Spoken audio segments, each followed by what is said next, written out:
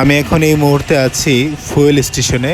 আপনারা দেখতে পাচ্ছেন ঢপের লম্বা সারি, কৃষকের মাথায় হাত। তারা ঠিকমতো ফুয়েল পাচ্ছে না, যার ফলে গত রাতে ফুয়েল এসেছে, আজকে তারা ফুয়েল নেওয়ার জন্য ফজরের আজানের পরপরই তারা এইভাবে ঢপে সারি দিয়ে রেখেছে, তারা যাতে ফুয়েল পায়, তারা তাদের জমিতে সেচ দেবে। আপনারা দেখেন তেল পেয়ে তারা সেমভেজ খাট আছে না, খাটের তলায় 5 লিটার লুকিয়ে রাখছে।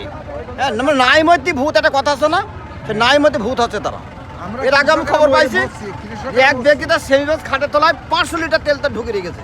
ক লিটার তেলের দরকার তার? তেলের সংকট নেই, কিন্তু আমাদের মনের সংকট। আমাকে এই মনের কারণে লাইন দিতে হবে কেন? আমার 10 লিটার লাগবে, নিজেতে 20 লিটার 30 লিটার নিজে আগাম করে থুই দিচ্ছে। এটা আমাদের দরকার লাগে না। আমাদের কারণে আমাদের এই ভোগান্তি, এটা মেন কথা। আপনারা যে ফুয়েলের সংকটটা ভুগছেন, এটা আর কতদিন এরকম এই সংকটটা থাকতে পারে মনে হয় আপনার? হয় দেশের গোষ্ঠী মারা সারা দামে সারা বিশ্ব, যদি বিশ্বযুদ্ধ বেঁধে যায় শেষ। পটলের দম খেয়ে বলিয়া হবে বেশ বেশ, তুললে পটল জানি আউ সব শেষ। ঠিক আছে, এই শেষ হওয়াটা ভালো হবে। এই বাঙালি এত খারাপ, আর সারা বিশ্ব যদি বাঙালি খারাপ না হবে। এই সৌদির বুকে ঘাঁটি কেন হলো? এই সৌদি মনে করছে যে আমি বাঁচবো, এর গোষ্ঠী সাপ হবে। আমার কথাগুলো শুনতে তো খারাপ লাগছে আপনাকে। ঠিক আছে, ইরানের যে যুদ্ধটা, হ্যাঁ, ইরানের যুদ্ধ নিয়ে তো যেভাবে মানে ফুয়েল সংকট হচ্ছে, এর আগে তো অনেকগুলো যুদ্ধ হয়েছে, সেই হিসেবে তো ফুয়েলের সংকট এরকম ভাবে চরমে যায়নি। যখন 1990 সালে যখন উপসাগরের যুদ্ধ হয়, সেই এই আমেরিকার ঘাঁটিটা কোথা হয়েছিল, ইরাককে ধ্বংস করলো কারা? এই বাঙালি, এই মুসলমান। ঠিক আছে, কথা বেশি বলে লাভ নেই। আসসালামু আলাইকুম সম্মানিত দেশবাসী, আপনারা দেখতে পাচ্ছেন মোটরসাইকেলের লম্বা সারি। এই সারিটি 3 কিলোমিটারের বেশি পথ জুড়ে, 3 কিলোমিটারের বেশি পথ জুড়ে এই সারিটি আমরা আজকে আপনাদের দেখাবো। আমরা এই জায়গাটি পার হতে আমাদের সময় লেগেছে প্রায় 7 মিনিট। সম্পূর্ণ ভিডিওটি আপনাদের দিতে পারিনি, আমি কিছু কাটছাট করেছি। আর সব থেকে বড় কথা হলো যে যুদ্ধ চলছে ইরানে, কিন্তু আমাদের বাংলাদেশে চলছে ফুয়েল নেয়ার যুদ্ধ। এই যুদ্ধটি যেন শেষই হচ্ছে না। এই ফুয়েল সংকটের কারণে বাংলাদেশে যেই অনাকাঙ্ক্ষিত ঘটনাগুলো ঘটছে, যেরকম ফুয়েল স্টেশনগুলোতে মারামারি হচ্ছে, হাতাহাতি হচ্ছে, ওখানে যাতে বিশৃঙ্খলা না ঘটে। আমি দেখেছি পিয়াস ফিলিং স্টেশনে একজন পুলিশ ওখানে নিয়োগ আছে, যাতে ওখানে কোনো অনাকাঙ্ক্ষিত ঘটনা না ঘটে। সেই উপলক্ষে আমি যখন যাই, তখন দেখার পরে দেখলাম এখানকার যেই পরিবেশটা, তারা সবাই শৃঙ্খলাবদ্ধভাবে দাঁড়িয়ে আছে, তারা ফুয়েল নেয়ার জন্য।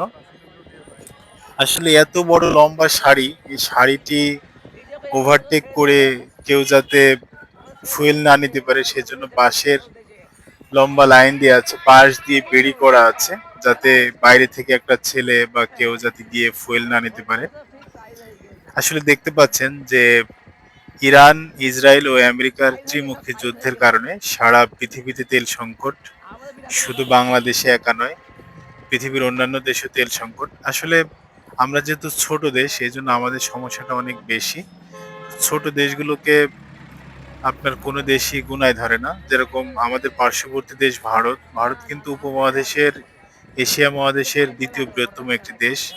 সেই কারণে তাদের দেশের সাথে প্রতিটা দেশের অর্থনৈতিক লেনদেন, আপনার পররাষ্ট্র নীতি সবগুলোই অটুট, যার ফলে সেই সব দেশে তেল কেউই বন্ধ রাখছে না। ইরান থেকে কিন্তু তেল ঠিকই আসছে ভারতে, যার ফলে কিন্তু ভারতে তেল সংকট নেই।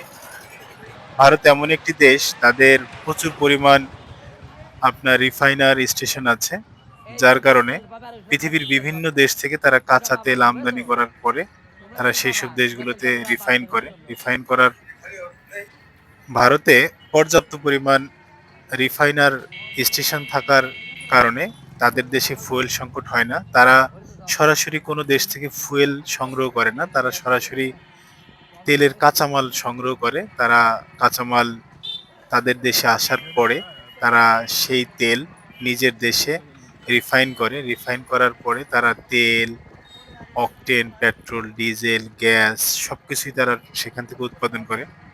আর আমাদের যেহেতু ছোট দেশ, আমাদের দেশে আপনার পেট্রোল বা ডিজেল উৎপাদন হয় না, ডিজেলটা বাইরের দেশ থেকে আমদানি করতে হয়। আর পেট্রোল আর অকটেন এটা আমাদের দেশের গ্যাস যে উত্তোলন করা হয় সেই গ্যাসের যখন রিফাইনিং করা হয় তখন বাই প্রোডাক্ট হিসেবে আমাদের দেশে অকটেন আর পেট্রোল দুইটা উৎপাদন হয়। কিন্তু বাংলাদেশে যে পরিমাণ ঘাটতি পড়ছে এখন, সেই পরিমাণে ফুয়েল সংকটের কারণে এখন সবগুলোই ঘাটতি পড়ে গেছে। আমরা এখন মূল ফটকে চলে এসেছি, দেখতে পাচ্ছেন মূল ফটকে চলে এসেছি। এখানে দেখেন ফুয়েল স্টেশনটা আমার হাতের কাছে, কি পরিমাণ ভিড় দেখেন। লোকজন যারা কৃষি কাজ করে, সেচ পাম্প চালায়, তারা দেখেন সব ঢপ সারি সারি রেখে দিয়েছে। তারা কেউ হয়তো 5 লিটার, কেউ 10 লিটার, কেউ 15 লিটার ফুয়েল নেবে। আসলে এইভাবে লম্বা লাইন বা সারি ধরে এইভাবে ফুয়েল নিতে দেখেছি কত বছর আগে, আমার মনে নেই। এখন এই বিষয়গুলো যখন দেখছি তখন অনেক কষ্ট লাগছে যে আসলে সাধারণ মানুষ এখানে নিজের প্রতিদিনের যেই কার্যক্রম